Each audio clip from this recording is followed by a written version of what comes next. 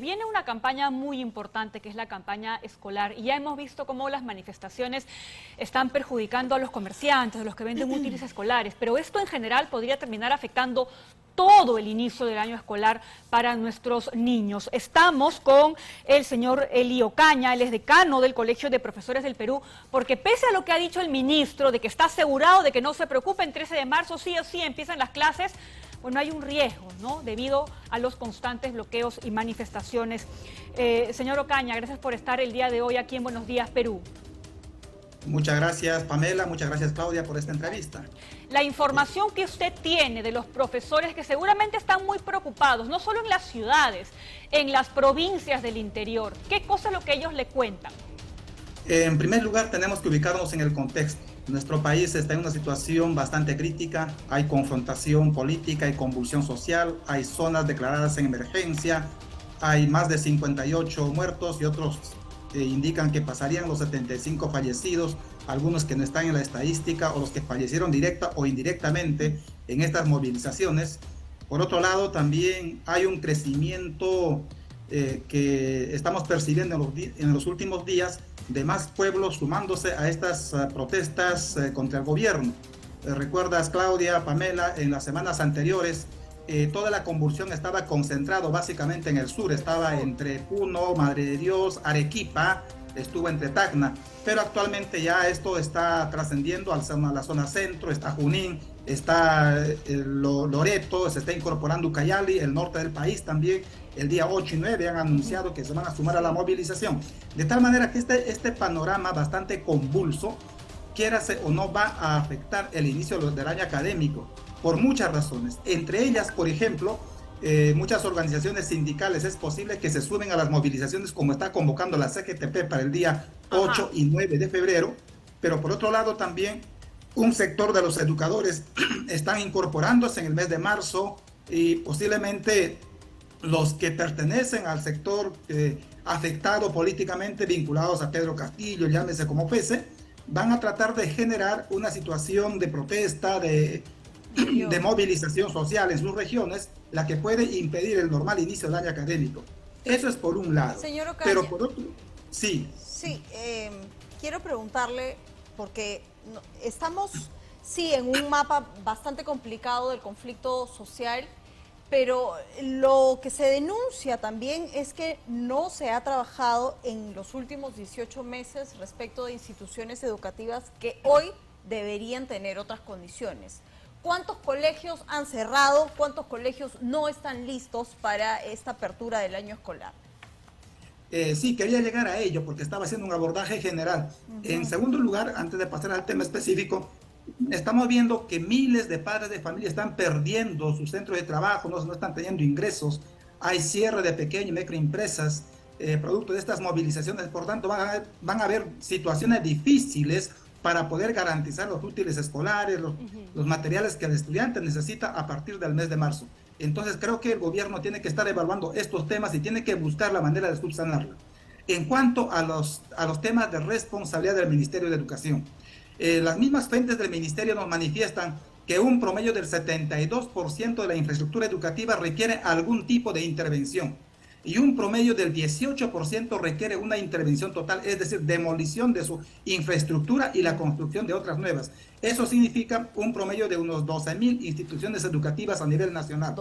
En cuanto a lo que son servicios básicos de agua, por ejemplo, solamente el 34% de instituciones educativas tienen servicios de agua en condiciones saludables, es decir, agua potable.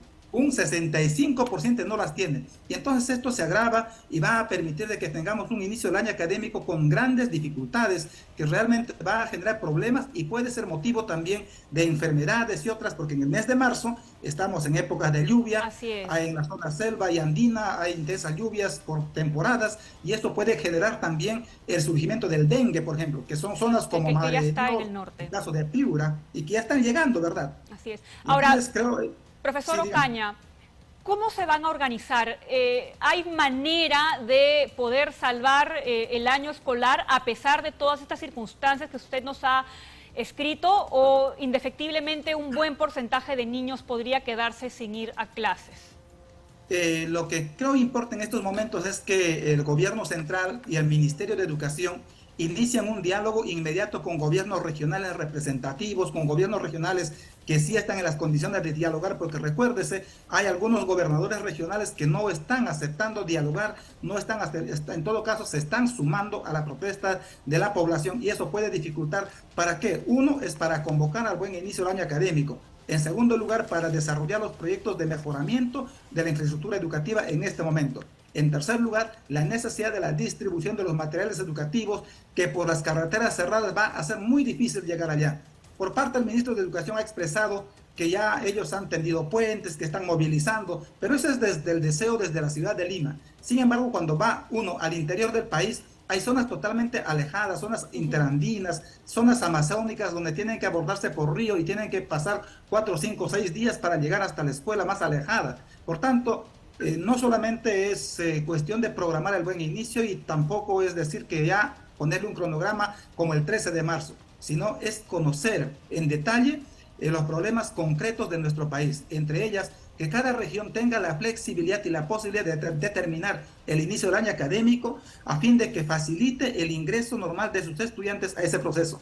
Pero claro, por otro lado, también se tiene que garantizar, señorita, la llegada de los docentes a esas zonas. En este año se tiene que contratar un promedio de 140,000 educadores, y a la fecha aún no se ha avanzado en ese proceso.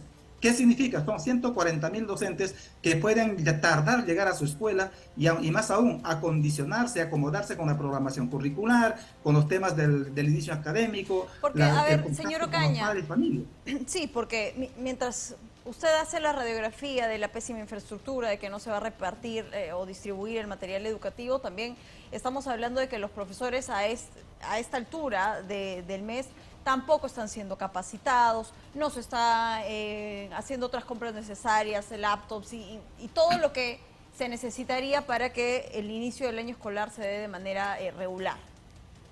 Efectivamente, nosotros hemos aprendido durante la pandemia que hay necesidades urgentes de ser atendidas, entre ellos el tema de la capacitación, la asesoría socioemocional a los docentes, el tema de garantizar con psicólogos para nuestras escuelas para apoyar a nuestros estudiantes en estos temas. Y por otro lado también el tema de la capacitación, el tema de la actualización y la dotación de material, de herramientas digitales y conectividad.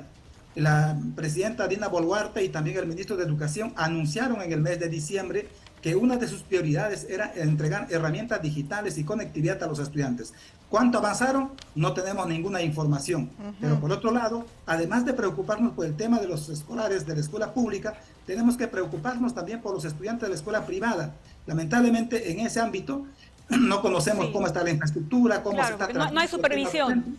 No hay supervisión, no hay control, de tal manera que las matrículas de este año tendría que hacerse seguimiento con fuentes mucho más confiables para ver si realmente los niños están llegando o no están llegando. Profesor Ocaña. El año pasado, el año pasado, el mes de febrero, se decía que un promedio de 300,000 estudiantes tenían dificultades para acceder a la escuela, para retornar a la escuela. Y luego se incorporó que era un promedio de 720,000. Si tenemos como datos referenciales eso, es posible que este año tengamos más de 400,000 estudiantes promedio que tengan dificultades para iniciar el año académico con normalidad. Uno, por la crisis y convulsión social, otro por los problemas económicos que están viviendo muchos padres de familia. Por tanto, las respuestas del Ministerio de Educación, las respuestas del gobierno tienen que ser más inmediatas y tienen que ser más dialogantes, de comunicación, de entendimiento, y para ello tienen que conversar con los actores fundamentales, gobiernos regionales, municipalidades representativas, gremios magisteriales, señor a fin Ocaña, de que estos problemas sean resueltos, ¿no? Ahí queríamos llegar, porque algo que estamos viendo aquí en Lima y que seguramente está ocurriendo en otras partes del país es que los papás se desesperan por conseguir una vacante en los colegios, y esto da cuenta de una realidad. No hay suficientes centros educativos para todos los niños, y esa cifra que usted ha dado es alarmante. Son 400,000 que se van a quedar.